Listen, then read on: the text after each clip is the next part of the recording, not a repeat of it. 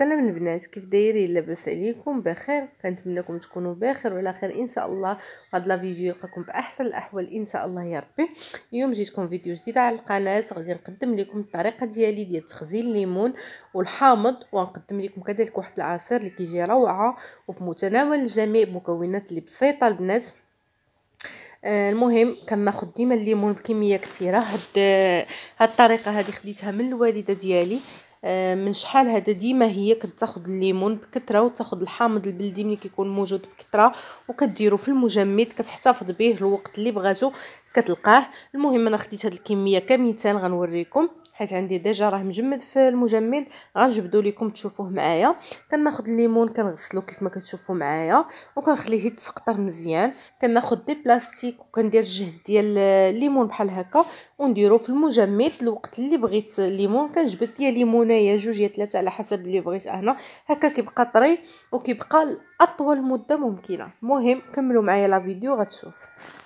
المهم هذه هي الطريقه البنات. كناخذوا ليمون بعد ما تسقطر من بعد ما غسلناه كنديرو في المجمد، تنديرو في دي بلاستيك ونحطوه في المجمد. الوقت اللي بغيتو كنلقاه كيكون موجود عندي، وبهذه الطريقه كيكون الليمون حتى بارد. ملي كنبغيو نديرو عصير كيجي عصير بارد ومنعش، وما كيخطرناش ديما الليمون كيبقى عندنا في الثلاجه. هنا البنات هذا هو الحامض، راني كنت دايره في المجمد راني جبدته دابا. الحامض البلدي هذا البنات خديته شحال هذا، كانت خداتو الوالده الله يعطيها الصحه خدت لي معاها، فكيجي زوين البنات. هذا الحامض البلدي الا لقيتوه غير خذوه، يكفي ملي كنديروه في الثلاجه راه واحد الريحه كتبقى في الثلاجه رائعه. في المجمد ملي كنحلوه كتبقى تطرب لينا ديك الريحه ديال الحامض البلدي. وهذا الليمون اللي درت في الكونجيلاتور ها هو راه مجمد، والاخر غير ردو في الكونجيلاتور حتى هو. وفي بهاد الحامض والليمون غندير لكم العصير اللي قلت لكم قبل. غادي نشير لواحد النقطه البنات، بما ان رمضان على الابواب، الله يبلغنا رمضان وحنا في احسن الاحوال ويدخلوا علينا وعليكم بالصحه والسلامه ان شاء الله، وعواشركم مبروكه كاملين. فهكا نديروا هاد الطريقه مع حد الحامض والليمون موجود، نديروهم في الثلاجه في الكونجيلاتور نحتفظوا بهم. ملي كيكون هكا رمضان كنكتفيو يعني كيضاعف الحجم، تيضاعف الثمن ديال الليمون وكيقلل ما كنلقاوش، فهكا تيبقى طري. ويكذب عليكم الكذاب البنات اللي كيقول لك لا الكونجيلاتور غير صحي وهذا، دخلوه بحثوا في التليفون قراو عليه، راه ما كيدير حتى حاجه، ما عنده حتى علاقه بالضرر، وكتبقى الحاجه فيه طريه. كفينا نديرو لا بلاستيك ونحطوها. وكاين اللي يقول يلا ناخذوا داكشي طري ورمضان ديال العباده، وفعلا داكشي اللي كاين. هادشي نوجدوه لا تيساع باش في رمضان نطرقوا فقط العباده ديالنا والصلاه ديالنا، ما نبقاوش عاد كنخرجوا نتسخروا ناخذوا اللي خاصنا. المهم هذه كفكره ونقطه شرت ليها. انتم البنات كيف ما كتشوفوا معايا. صافي هنا خديت جوج ليمونات وخديت حامضه وحده اللي قلت لكم غندير معكم عصير، وما تبقى غادي نرجعو لبلاصتو الكونجيلاتور. فانا جبتهم غير باش نوريكم، يعني راه كناخذ كميه هكا لا باس بها كنخزنها. فكتنفعني صراحه، كتنفعني بزاف، ماشي غير في رمضان حتى في الايام العاديه. بالنسبه للعصائر كان بعد في الصيف كذلك كنبغيو عصير منعش يكون بارد، فهاد الطريقه هذه واخا تجبديه في ديك الساعه ما توفرش عندك الماء بارد ولا هادي، كتعصري فكيجي بارد ومنعش. صافي دابا غادي ندوز ندير معكم كيف ما قلت لكم العصير. يعني بهذه الطريقه يمكن لكم ديروا بزاف ديال العصائر بلا فواكه بلا حتى حاجه. هانتوما غتشوفوا معايا. غادي نحتاجوا لهذا العصير جوج ديال الليمونات بطبيعه الحال جبتهم من المجمد، كذلك حامضه، سكر اولا سنيده على حسب الذوق. انا هنا عندي حامض البلدي، يمكن لكم تستعملوا الحامض العادي.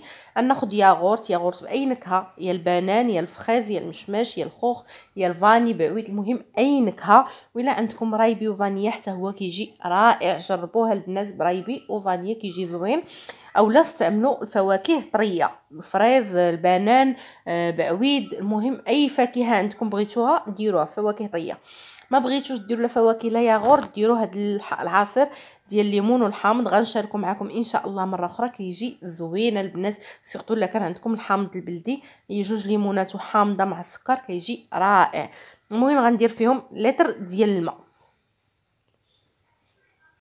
المهم كناخذ الليمونه البنات، غادي ناخذ القطاعه غنقطع فيها الليمون، نقطعو انا بالقشور ديالو. يمكن لكم تستغناو تحيدوا القشور ديالو فكتجي العمليه سهله، لا بغيتو تحيدوا القشور وهو مجمد فسهله. المهم انا غادي نطحنو بالقشور ديالو.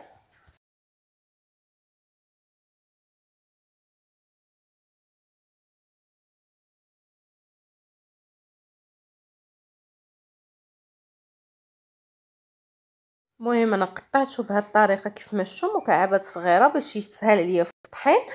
وغادي نقطع كذلك الحامض حتى هو بنفس الطريقه. كيف ما قلت لكم بغيتو تحيدوا القشره ديال الليمون حيدوا الحامض، ما تحيدوش ليه القشره، خليوه بالقشره ديالو باش يطلق النسمه ديالو. كنحيد ليه فقط هذا اللب الدخلاني الا كان هذوك الخويطات اللي كيكونوا فقط، وغادي نديرو يتطحن.